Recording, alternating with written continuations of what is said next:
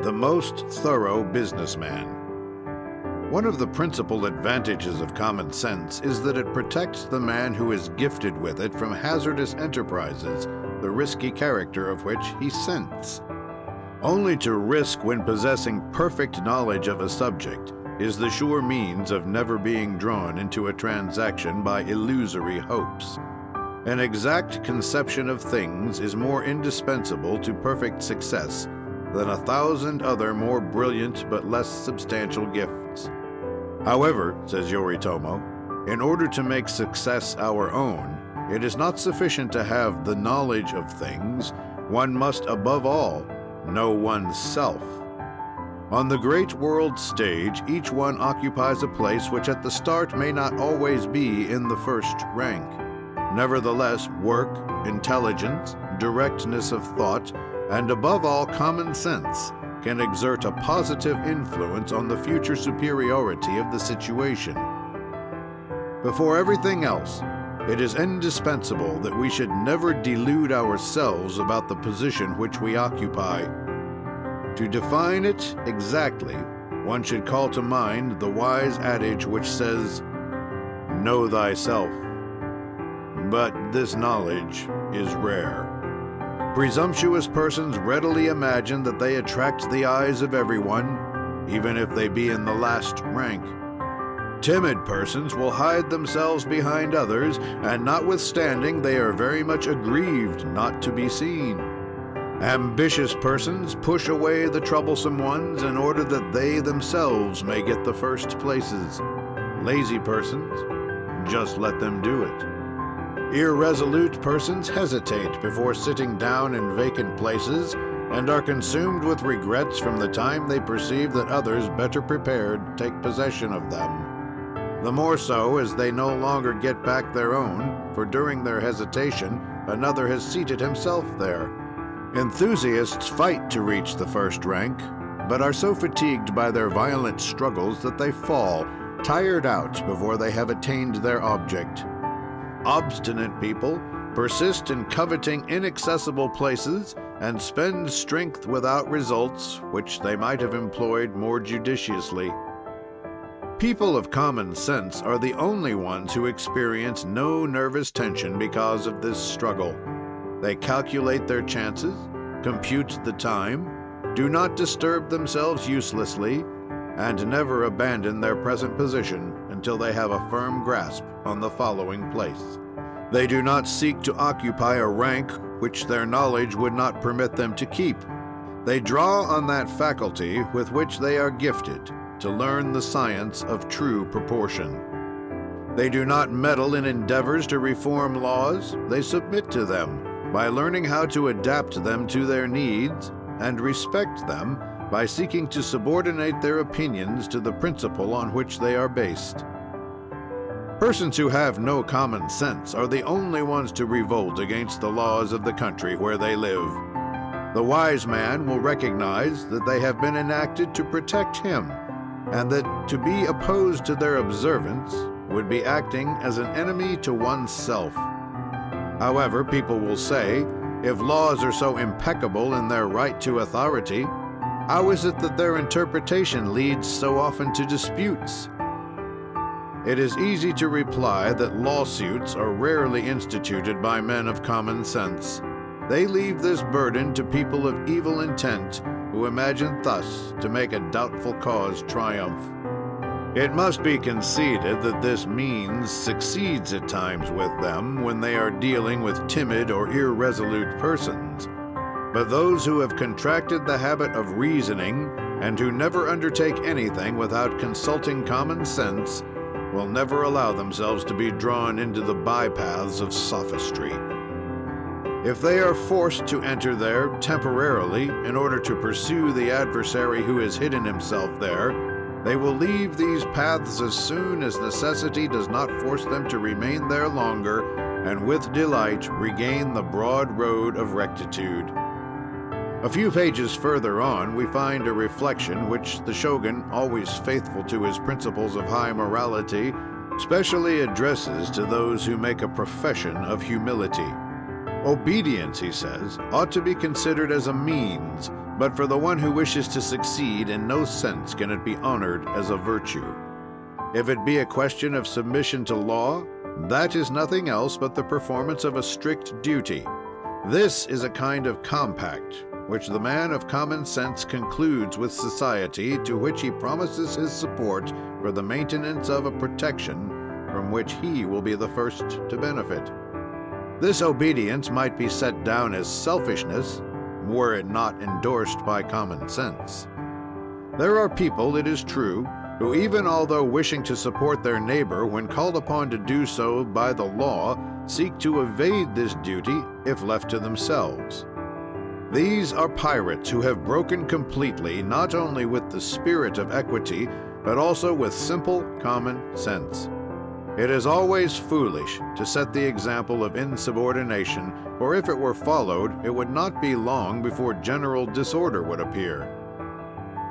Some men were sitting one day on the edge of an inlet and were trying with a net to catch fish whose playful movements the men were following through the limpid water. According to their character, their perseverance, their cleverness, and the ingenuity of the means employed, they caught a proportionate number of fish, but those who caught the least had one or two. This success encouraged them, and they began again in good earnest, each one in his own way, when a stranger appeared.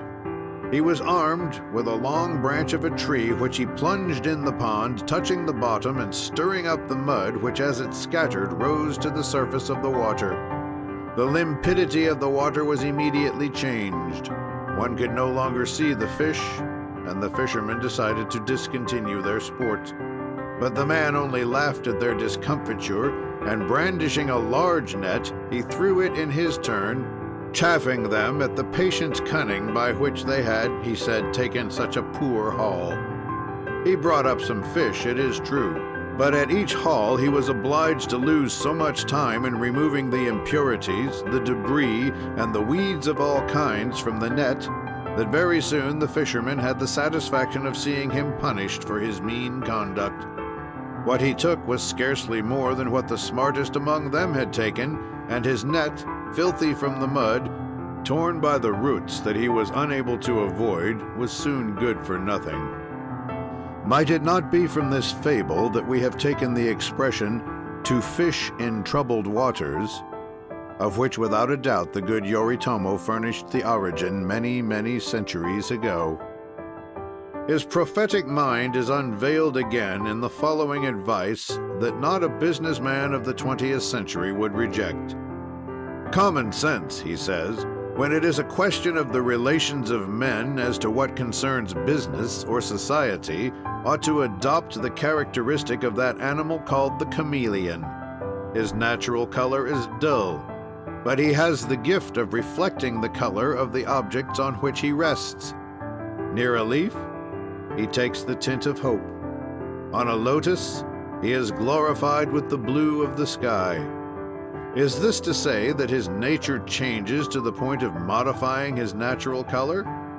No, he does not cease to possess that which recalls the color of the ground, and the ephemeral color which he appropriates is only a semblance in order that he may be more easily mistaken for the objects themselves. The man who boasts of possessing common sense, although preserving his personality, ought not to fail, if he wants to succeed, to reflect that of the person whom he wishes to aid him in succeeding. Let it not be understood for a moment that we advise anyone to act contrary to the impulses of justice, but cleverness is a part of common sense in business, and assimilation is essential to success. It is not necessary to abandon one's convictions in order to reflect principles which, without contradicting them, give them a favorable color. Common sense can remain intact and be differently colored according as it is applied to the arts, politics, or science. It would not deserve its name if it did not know how to yield to circumstances in order to adorn the momentary caprice with flowers of reason. In the primitive ages, common sense consisted of keeping oneself in a perpetual state of defense. Attack was also at times prescribed by virtue of the principle that it is pernicious to allow one's rights to be imperiled. attack was also, at times, a form of repression. It was also a lesson in obedience and a reminder not to misunderstand individual rights. In later times, common sense served to make the advantages of harmony appreciated. It directed the descendants of peoples exclusively warlike toward the secret place where science unfolds itself to the gaze of the vulgar. Then it taught them to provide for their existence by working. It has demonstrated to them the necessity of reflection by inciting them to model their present course of life on the lessons which come from the past. It has given them the means to evoke it easily and effectively. It has injected into their veins the calmness which permits them to draw just conclusions and to adopt toward preceding reasonings the attitude of absolute neutrality, without which all former presentiments are marred by error.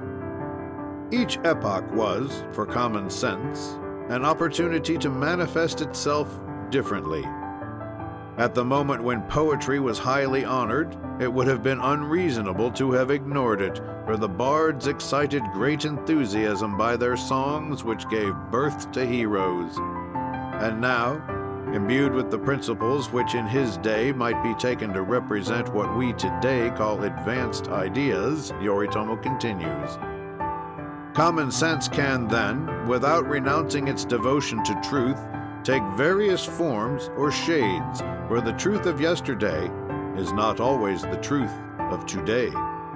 The gods of the past are considered simply as idols in our day, and the virtues of the distant past would be at present moral defects, which would prevent men from winning the battle of life whose ideal is the best, for which all the faculties should strive.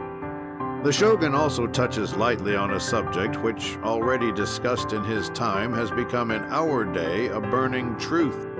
It is a question of a fault which in the world of practical life and in that of business can cause considerable injury to him who allows it to be implanted in him. We refer to that tendency which has been adorned, or rather branded successively, with the names of hypochondria, pessimism, and lastly, neurasthenia, an appellation which comprises all kinds of nervous diseases, the characteristic of which is incurable melancholy. There are people, he says, who are afflicted with a special color blindness. Everything they look at assumes immediately to their eyes the most somber hues. They see in a flower only the germ of dry rot. The most ideal beauty appears to them only like the negligible covering of some hideous skeleton. However, they hang on to this life which they do not cease to calumniate, and people of common sense are rarely found who will try to reason with them from a common sense standpoint. Since life is so insupportable to you, why do you impose upon yourself the obligation to struggle with it? Only insane people try to prolong their sojourn in a place where they suffer martyrdom. It is true that when perchance this argument is placed before them, they do not fail to reply by invoking the shame of desertion. Well, is it not then the interest of the struggle to which we are subjected a sufficient attraction to keep us at our post? And always enamored with the doctrine which we are now assiduously maintaining, he concludes, common sense is at times the unfolding of a magnificent force which incites us to attune our environment to actualities. One must not, however, fall into excess and draw a huge sword to pierce the clouds which obscure the sun. If struggle is praiseworthy when we have to face a real enemy, it becomes worthy of scorn and laughter if we attack a puerile or imaginary adversary. But the number of people incapable of appreciating the true color of things is not limited to those who enshroud them in black.